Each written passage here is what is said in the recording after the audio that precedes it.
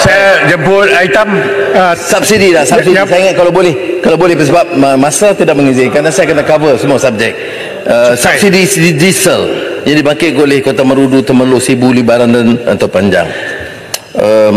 Kita tahu bahawa harga diesel subsidi RM2.15 ketimbang harga pasaran RM3.78. Dan kita prinsip subsidi yang terangkan juga oleh Menteri Pertanian, ya apa dia?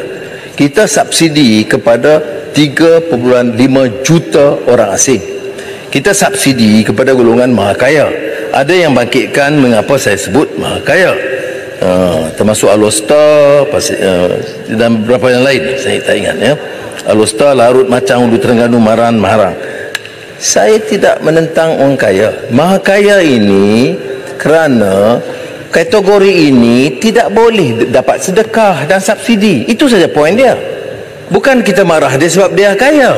Kita kata program subsidi macam diesel, minyak, ayam, semua ini dapat manfaat kepada golongan kaya. Jadi kita nak elak daripada ini berlaku. Sebab itulah dikatakan penyasaran subsidi. Dan kalaulah dengan cara ini rakyat terbeban, harga gula naik atau harga tepung naik atau harga ayam naik, kita tidak akan ubah dasar subsidi ini, tetapi kita beri suntikan tambahan STR yang melibatkan 9 juta rakyat, maknanya yang akan mendapat faedah daripada bantuan kepada kerajaan untuk mengurangkan beban mereka. Tapi dibangkitkan, ini soal bahasa sedikit. Mana ada maha kaya? Tak betul. Maha tu istilah maha. Mahasiswa? Boleh pula. Kemudian ada lagi istilah umpamanya Mahathir.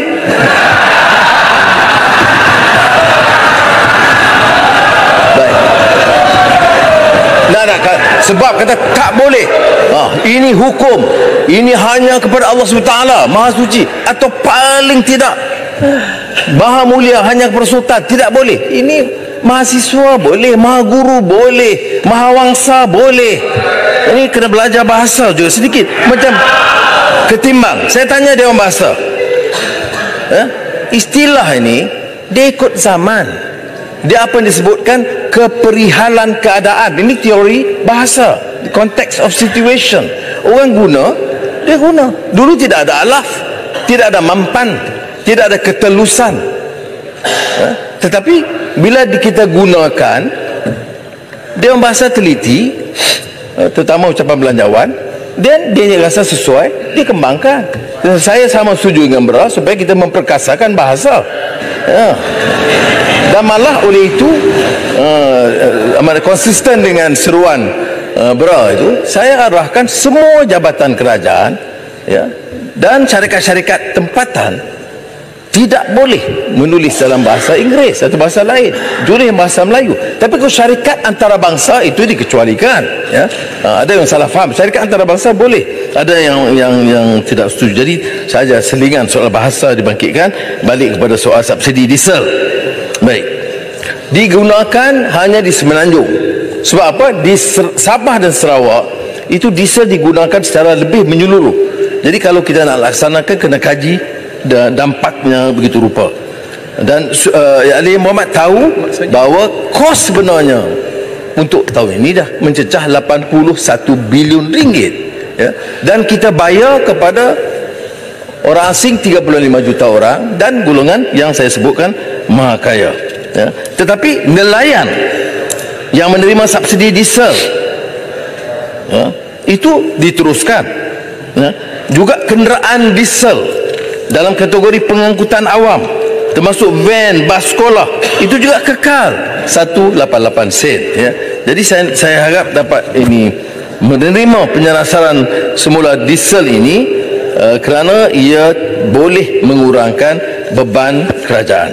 Baik, ini sama seperti mana disebut oleh Menteri Pertanian semalam tentang harga ayam. Alhamdulillah setakat semalam dan hari ini harga ayam masih terkawal. Cuma saya tidak nafikan kadang-kadang di setengah-setengah tempat ada juga laporan tentang harga yang agak tinggi. Tetapi saya ada senarai yang dibawa, umpamanya harga ayam hari ini Saya tak faham. Perlis dia murah, RM6.90, 99 sen.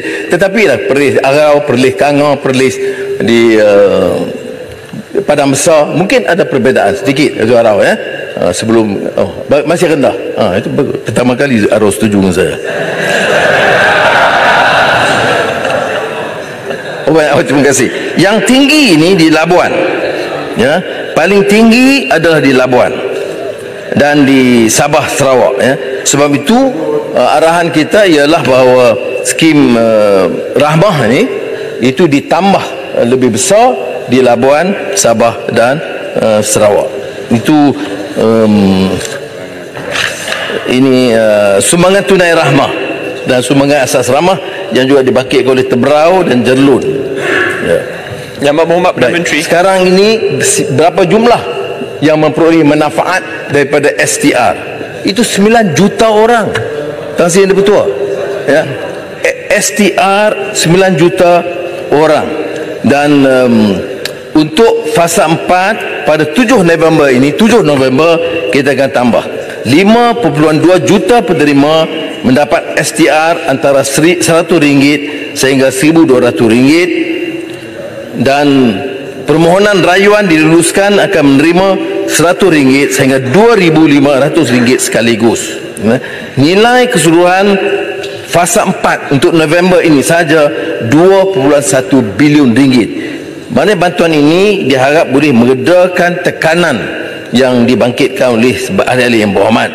Jadi permohonan baru dibuka untuk baik. STR dinaikkan dari RM8 bilion ke RM10 bilion untuk 9 juta penduduk, ya. Dan kadar maksimum bagi keluarga miskin ditingkatkan dari RM3,100 kepada RM3,700, ya.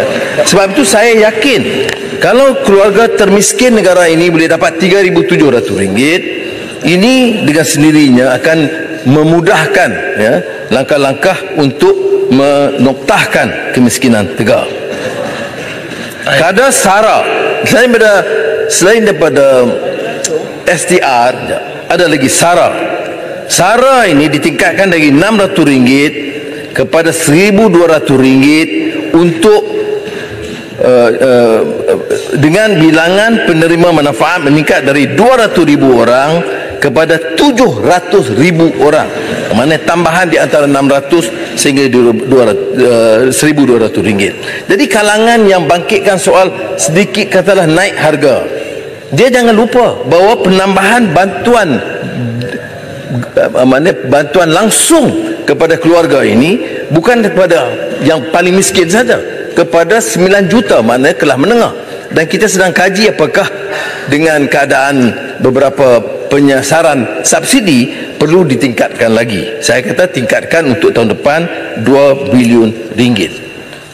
Raya hitam yang Bapak tentang cukai siap. Terima kasih Yang Muhammad. Saya ucapkan tahniah kepada Yang Muhammad sebut STR ditambah sehingga 10 bilion. Itu banyak membantu rakyat 9 juta orang.